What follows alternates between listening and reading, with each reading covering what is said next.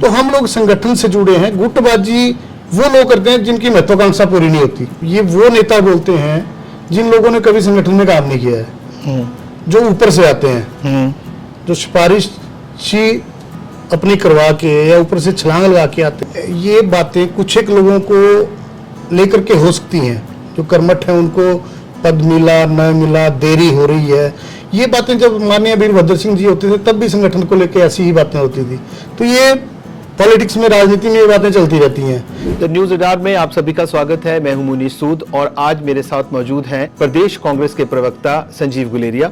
ये एपीएमसी के चेयरमैन भी हैं। संजीव जी, स्वागत है आपका द न्यूज रडार में। सबसे पहले धन्यवाद मनीष जी, आपका और आपके चैनल न्यूज रडार का। ये थोड़ा सा कंफ्यूजन हमारे दर्शकों को और जो लोग राजनीति से ज्यादा नजदीक नहीं होते हैं उन्हें ये रहता है कि प्रदेश प्रवक्ता, जैसे आपने कांग्रेस का कहा, तो कितने प्रवक्ता हैं कांग्रेस के प्रदेश में? देखिए, ये ऑर्गेनाइजेशन में हाईकमांड का काम होता है, वो दिल्ली से बनती है। तो दिल्ली से जो नॉमिनेट होंगे, इसमें 5 या 7 प्रवक्ता दिल्ली से बने हुए हैं। एपीएमसी की चलिए हम बात शुरुआत हम एपीएमसी से करते हैं, क्योंकि आप एपीएमसी के चेयरमैन रहे। प्रदेश के जो लोग हैं राजनीति से जुड़े हुए हैं वो जानते हैं कि आप मुख्यमंत्री के सुक्खू के बड़े बेहद करीबी हैं और आप उन भाग्यशाली लोगों में से एक हैं जिन्हें सरकार बनने से कुछ माह के भीतर ही चेयरमैन बना दिया एपीएमसी का। हालांकि आपसे बड़े बड़े लोग जो राजनीति में बैठे हैं उन्हें आज तक कोई पद नहीं दिया गया। वो बड़े उस उम्मीद में बैठे हैं कि हमें कोई चेयरमैन बना दे, बोर्ड का डायरेक्टर्स बना दे, लेकिन संजीव गुलेरिया ने वो बाजी मार ली। तो हम जानना चाहेंगे कि संजीव का जो रिलेशन है मुख्यमंत्री से, ये दोस्ती कितनी पुरानी है और कितनी गहरी है? देखिए, इसके लिए तो मैं माननीय मुख्यमंत्री जी का तहे दिल से धन्यवाद करता हूं कि उन्होंने मुझे सबसे पहले इस काबिल समझा। लेकिन इसके साथ साथ मैं जिला मंडी के स्थानीय नेताओं का और जो हमारे वरिष्ठ लीडर्स हैं उनका भी धन्यवाद करना चाहूँगा कि उनकी, अगर मुझे सौभाग्य प्राप्त हुआ है तो उनकी रिकमेंडेशन से ही हुआ होगा। और माननीय मुख्यमंत्री महोदय का तो मैं सदैव जीवन भर आभारी रहूँगा, क्योंकि उनसे हमारा रिश्ता स्टूडेंट लाइफ से चला है। वो एनएसयू में हमारे अध्यक्ष रहे, युवा कांग्रेस में हमारे अध्यक्ष रहे। जब हम प्रदेश कांग्रेस कमेटी में भी उन्हीं की बदौलत हम आए, आज प्रदेश प्रवक्ता हूँ वो भी उन्हीं की बदौलत है। नहीं, जो राजनीति में आपके साथ के लोग हैं ना संजीव जी, वो तो बोलते हैं कि ये दोस्ती कोई बड़ी पुरानी नहीं है, संजीव ने ये सारा मैनिपुलेट किया है। क्योंकि आज से कुछ साल पहले तक तो संजीव जी किसी प्रकाश चौधरी के साथ नजर आते थे, अन्य नेताओं के साथ नजर आते थे। ये दोस्ती ये हाल ही की दोस्ती है जिसे उन्होंने कैश कर लिया, ऐसा है? नहीं, देखिए, राजनीति में प्रकाश चौधरी जी भी तो कांग्रेस के ही लीडर थे और उनके साथ जुड़े तो वो भी कांग्रेस के लीडर थे, तब उनके साथ जुड़े क्योंकि संगठन के साथ जुड़े थे। तो प्रकाश चौधरी जी कांग्रेस पार्टी ने वरिष्ठ मंत्री रहे, वरिष्ठ नेता हैं, तो उनके साथ भी पार्टी के थ्रू ही मिलना। नहीं, पर एक बात तो आप जानते हैं ना कि इस समय जो प्रदेश की राजनीति है वो उसमें कई गुट है, मानते हैं आप इस बात को?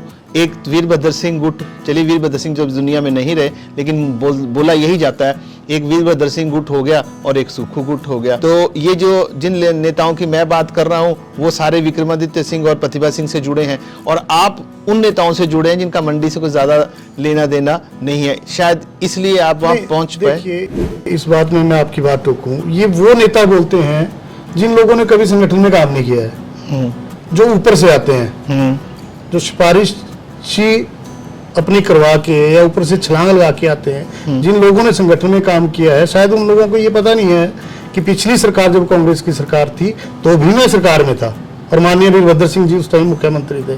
तो हम लोग संगठन से जुड़े हैं। गुटबाजी वो लोग करते हैं जिनकी महत्वाकांक्षा पूरी नहीं होती।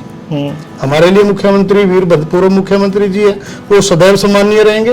प्रेजेंट में जो माननीय मुख्यमंत्री जी हैं, उनके एक संघर्ष की एक गाथा है हिमाचल प्रदेश में, जो उन्होंने अपने कर्मों से लिखी है और उन्हीं के पदचिन्हों पे हमने भी एनएसयू युवा कांग्रेस होते हुए, किसी गुट को ना देखते हुए, सिर्फ पार्टी को देखते हुए आज हम कांग्रेस पार्टी से जुड़े हैं। उस टाइम भी गुट बोलते होंगे, लेकिन हमारे सम्मानीय अध्यक्ष सुक्खू जी थे। आप बार बार संगठन की बात कर रहे हैं। प्रतिभा जी से हमने कई बार मुलाकात की, एक साक्षात्कार भी उनके साथ किया और जो उनके बयान आप सुनो, वो तो आप कहते हैं मैं संगठन से हूँ इसलिए मुझे आगे आने का मौका मिला। प्रतिभा जी कहती हैं जी कांग्रेस में तो संगठन को कोई पूछ नहीं रहा है, सुक्खू जी तो उसको संगठन की बात भी नहीं करते हैं, संगठन को अनदेखा कर रहे हैं, संगठन के लोगों को कोई पोस्ट नहीं दी जा रही है, उनको पूछा नहीं जा रहा है, वो मेन कार्यकर्ता संगठन ही है। आप बोल रहे हैं संगठन की, मैं संगठन की वजह से यहाँ हूँ। ये बातें कुछ एक लोगों को लेकर के हो सकती हैं, जो कर्मठ हैं उनको पद मिला न मिला, देरी हो रही है, ये बातें जब माननीय वीरभद्र सिंह जी होते थे तब भी संगठन को लेकर ऐसी ही बातें होती थी। तो ये पॉलिटिक्स में, राजनीति में ये बातें चलती रहती हैं। देर सवेर संगठन के व्यक्ति को गवर्नमेंट में एडजस्ट करना या किसी की नाराजगी, ये मिल बैठ के सारी बातें सुलझा ली जाती हैं। इस तरह की कोई बात नहीं है, ये चला रहता है राजनीति में। आप कांग्रेस के प्रवक्ता है, प्रदेश प्रवक्ता हैं आप, तो ये इसी बात पे मैं आगे इसी बात पे बढ़ रहा हूँ कि सुक्खू की सरकार जो है उसमें सब लोग दुखी क्यों हैं फिर? अगर सब, आप कहते हैं कि पहले भी ऐसा होता, आगे भी देखा था, आज यही नहीं है कि प्रदेश का नागरिक ही दुखी नहीं है, सबसे पहले तो कांग्रेस वाले दुखी हैं। वही बोलते हैं जी सुक्खू नहीं हुआ, दुखू हो गया। ना कांग्रेसी आपके अपने लोग सुखी हैं, ना जनता सुखी है, फिर सुखी कौन है इस सरकार में? देखिए, इस बात के बारे में मेरे पास बहुत बढ़िया जवाब है। ये मैं मानता हूं कि लोग दुखी होंगे बहुत, और दुखी होना स्वाभाविक भी है। सरकार बदली थी, व्यवस्था परिवर्तन हुआ, तो कुछ लोगों ने अपनी दुकानों पहले सजा ली होती थी, अब सरकार आएगी, अब ऐसा करेंगे। तो इसके लिए मैं धन्यवाद करना चाहूंगा माननीय मुख्यमंत्री महोदय का कि इन्होंने ऐसा व्यवस्था परिवर्तन किया कि किसी की भी दुकान नहीं खुलने दी। सरकार की जो हालत है, फाइनेंशियली जो हालत है, सरकार कोई लुटेरों का बैंक नहीं है। सरकार बनी, आइए ठेकेदारी व्यवस्था करिए, इधर से ऑफलाइन टेंडर लगाइए, ये करिए वो करिए। तो इस व्यवस्था को माननीय मुख्यमंत्री जी ने दुरुस्त किया है। इसमें जो चाटुकार लोग हैं, जो इलीगल पैसा कमाना चाहते हैं, वो लोग दुखी हैं, वो दुखी रहें। लेकिन आपने एक बात देखी होगी, डिजास्टर में माननीय मुख्यमंत्री जी ने जिस तरह से कार्य किया, आम लोगों के लिए कार्य किया, महज जिन लोगों को 1 लाख रुपए, वो भी पता नहीं कितनी फॉर्मेलिटीज के बाद मिलता था, उनको सीधे 7 लाख के बाद 3 लाख की और किस्त वो मिल चुका है। आपकी मंडी में माननीय मुख्यमंत्री जी बांट चुके हैं। तो वो लोग खुशी हैं, आम जनता खुश है। जो लोग दुखी हैं वो तो भगवान उनको खुश करे। बाकी आम जनता प्रदेश की माननीय मुख्यमंत्री महोदय के कार्यक्रमों से और माननीय मुख्यमंत्री जी की नीतियों से बहुत खुश है।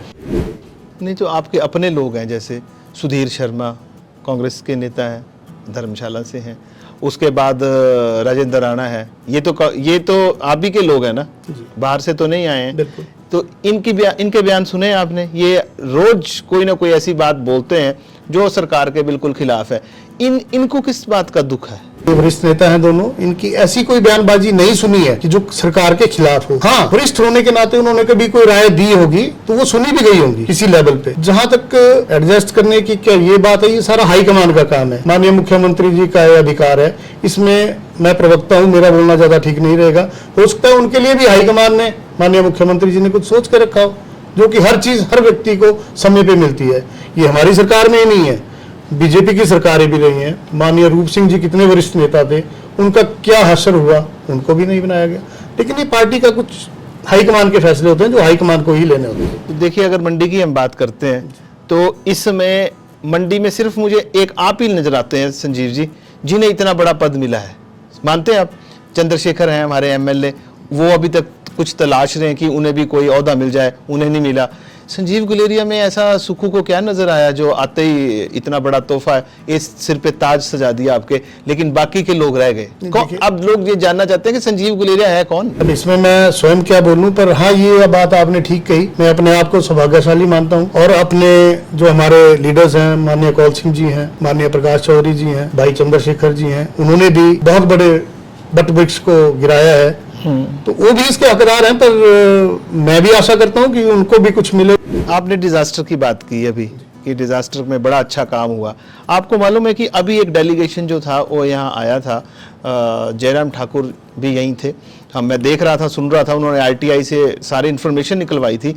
इतनी ज़्यादा धांधलियाँ हैं उसमें, जो डिजास्टर का पैसा मिला उसमें इतनी ज़्यादा करप्शन हुई है सरकारी जो कर्मचारियों द्वारा कि जिसका कोई हिसाब नहीं है। उसमें बंदर बांट हुई है बेसिकली। अब आप उसकी जांच करिए, आप जांच करवाइए, आप उसकी गहराई तक जाइए। जो कांग्रेस के लोग हैं, चाहे उनका नुकसान हुआ है चाहे नहीं है, आरटीआई से लोगों ने इंफॉर्मेशन निकाली तो लोग है ही नहीं, लेकिन उन्हें 7 लाख रुपए मिल गया। लेकिन जो पात्र व्यक्ति थे, जिसको मिलना चाहिए था, उसको आधा भी नहीं मिला है। अभी धर्मपुर में भी अभी एक पटवारी को भी वहाँ पे सस्पेंड किया गया। ऐसे बड़े किस्से हैं और बड़ी ज़्यादा करप्शन इसमें है। उसमें फिर आप इसे कैसे देखते हैं? देखिए, इस बारे में मुख्यमंत्री जी का विजन क्लियर है, करप्शन में नो टॉलरेंस है। और जहां तक आपने बोला, आप जानते होंगे आजकल सोशल मीडिया का जमाना है, अगर इस तरह से अभी तक हमारे ध्यान में तो इस तरह की कोई बात आई नहीं है कि इस तरह से कुछ हुआ हो। हाँ, एक दो फोन बीच में मुझे भी जरूर आया, जिसका मैंने माननीय डीसी महोदय से बात की थी, तो डीसी साहब ने भी उसका कड़ा संज्ञान लिया था और मुझे लगता भी नहीं है कि इस तरह की कोई बात है।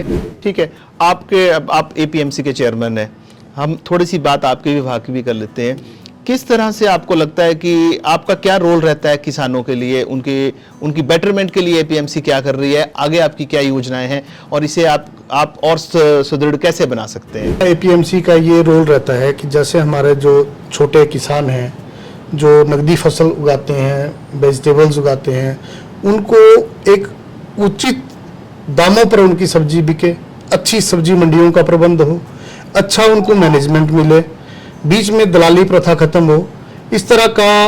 और इसके बाद हमारे अवेयरनेस कैंप होते हैं। तो आप जैसे आपने मिडलमैन की बात की, होता क्या है, इस सारा जो गेम घूमती है, इसमें जो मिडलमैन है वो हमेशा ही किसान को दबा के रखता है और किसान को अपने फसल का उचित मूल्य नहीं मिलता है। आपने बिल्कुल इसे आप कैसे वो करेंगे? मिडलमैन को रोकना हमारे लिए भी मुश्किल हुआ, काफी मुश्किल है भी, क्योंकि इसमें केंद्र सरकार की पॉलिसी ऐसी है कि हम किसी को बाध्य नहीं कर सकते। तो मिडलमैन बीच में चालाकियां करके इस तरह से किसानों के बटोर के ले जाते हैं, जिसमें हम इंटरफेयर नहीं कर सकते। लेकिन हम उसके लिए इस सरकार ने, मैं फिर धन्यवाद करना चाहूंगा माननीय मुख्यमंत्री महोदय ने, इस बारे में बहुत अवेयर है मुख्यमंत्री कि किसानों के साथ कोई भी इस तरह की घटना नहीं होनी चाहिए कि उनको दाम ना मिल पाए। इसीलिए हम अवेयरनेस कैंप और अपनी सब्जी मंडियों को इतना सुदृढ़ कर रहे हैं कि किसान कई बार भागे ही ना। अब इन चीज़ों पर भी कंट्रोल है। जैसे आज हम देख रहे हैं कि लहसन का रेट 500 रुपये किलो हो गया है। वहाँ सेबों की बात करें तो हमारे जो ऑर्किजिस्ट हैं वो विरोध कर रहे हैं कि ईरानियन एप्पल आके मार्केट में उनका भी उनको काफ़ी चोट पहुंचा रहे हैं, जो ईरानियन एप्पल आ रहा है। तो इन चीज़ों को कैसे कंट्रोल कर रहे हैं? लहसन की जहां तक बात है, लहसन में इस बार ऐसा हुआ, हम इंपोर्ट चाइना से करते थे, तो चाइना का इंपोर्ट इस बार बहुत कम हुआ है और हमारी जो फसल है यूपी और राजस्थान की, वो इस बार बर्बाद हुई है। तो इस कारण लहसुन के दाम, अभी आप देखेंगे मेरे ख्याल हफ्ता या 10 दिन में लहसुन के दाम बहुत गिरेंगे, क्योंकि हमारी लोकल फसल अभी निकलने वाली है। और ये चीजें जो जैसे आप बोल रहे रेट दाम बढ़े हैं, ये ज्यादा टाइम के लिए नहीं बढ़ते, इंपोर्ट नहीं हुआ तो बढ़ गए, पर ये मैच अभी आपने देखा होगा हफ्ते से ही चला है और हफ्ते में ठीक भी हो जाएगा। ये कभी कभी दिक्कत आ जाती है हमारे को, अगर यूपी राजस्थान की फसल हुई होती तो शायद ये दिक्कत ना हमें आती। ईरानियन एप्पल वाली बात पे नहीं आपने कुछ बोला? इसके जैसे हमारा एप्पल सेब राज्य ही गिना जाता है, तो इसके लिए तो हमारी गवर्नमेंट, ये तो सेंटर की का भी इसमें काफी रोल रहता है। हम तो इसके खिलाफ ही हैं, ताकि हमारे यहाँ एक अच्छा लोग ऑर्चर्ड हैं, लोगों के अच्छी फसल उगाते हैं, अच्छा हमारी क्वालिटी अच्छी है, तो इसका ज्यादा इंपोर्ट नहीं होना चाहिए, तो हमारा मानना भी है। संजीव जी, लोकसभा चुनाव आने वाले हैं, ठीक है, अब ऐसे में आपकी भूमिका क्या रहने वाली है? देखिए, हर कांग्रेस के जो जितने बड़े लीडर्स हैं, बड़े छोटे लीडर्स हैं, उनके ऊपर एक जिम्मेवारी है। और प्रेजेंट सिचुएशन को हम देखें तो कांग्रेस जो बैकफुट पे नजर आ रही है काफ़ी हद तक, और मंडी में कोई रिप्रेजेंटेशन सुक्खू जी ने नहीं दी है। एक आपको चेयरमैन बना दिया, लेकिन उसके अलावा कोई मंत्री पद नहीं, कुछ नहीं दिया है। ऐसे में आपको लगता नहीं है कि यहाँ से चुनाव जीतना कितना मुश्किल हो जाएगा कांग्रेस के लिए? ये जो चीजें हैं चुनावों की, जब हिमाचल प्रदेश में भारतीय जनता पार्टी की सरकार थी, ये बोलते थे हम ये कर देंगे, वो कर देंगे, हम वैसा कर देंगे। उपचुनाव हुए, माननीय प्रतिभा सिंह जी सांसद यहीं से बनी, इनकी ही सरकार, चारों उपचुनाव की सीटें हमने जीती। हाँ, ये बात ठीक है कि कांग्रेस पार्टी ज्यादा हो हल्ला ना करके ग्राउंड स्तर पे काम करती है, और कांग्रेस पार्टी का हर कार्यकर्ता, मंडी में ऐसा नहीं है रिप्रेजेंटेशन नहीं मिली, हमारे बहुत वरिष्ठ नेता हैं, उनका एक जनाधार है, माननीय ठाकुर कौल सिंह जी हैं, माननीय सोनलाल जी हैं, चंद्रशेखर जी जीत के आए हैं। मंडी लोकसभा की बात करूं तो जीते एक ही है, बाकी सब हारे हैं। चलो, राजनीति में जीत हार चली रहती है। इंदिरा गांधी जी भी हारी थी, अटल बिहारी वाजपेयी जी भी चुनाव हारे। चुनाव में हार जीत कोई पैमाना नहीं है लोकप्रियता का। प्रेजेंटली बोल रहा हूँ। मेरा ये मानना है कि लोकप्रियता ही पैमाना है राजनीति का, और कांग्रेस पार्टी सक्षम है। हमारे पास लोकप्रिय नेता हैं, ठाकुर कौल सिंह जी यहाँ बैठे हैं, वरिष्ठ नेता हैं, ठाकुर सोनलाल जी हैं, सब लोग अपनी फील्ड में माहिर हैं। हमारा जो संगठन है, हमारा संगठन मजबूत है, सरकार अच्छा काम कर रही है, तो आप देखेंगे रिजल्ट।